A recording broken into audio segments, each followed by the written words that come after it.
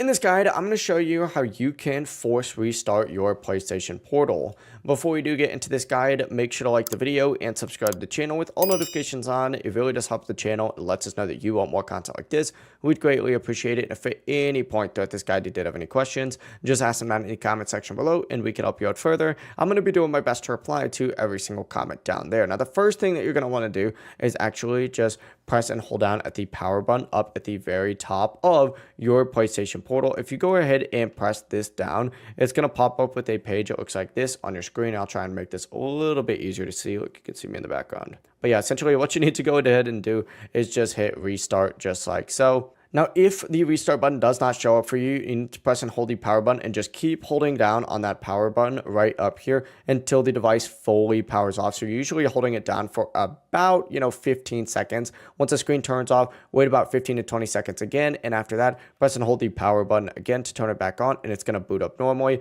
But the process really is as simple as that. If you guys did have any questions, ask them down in the comment section below and we can help you out further. I'm going to be doing my best to reply to every single comment down there. Before you do leave this guide, make sure to like the video and subscribe to the channel with all notifications on. It really does help us out and lets us know that you want more content like this. We'd greatly appreciate it. Have a great rest of your day though. Peace.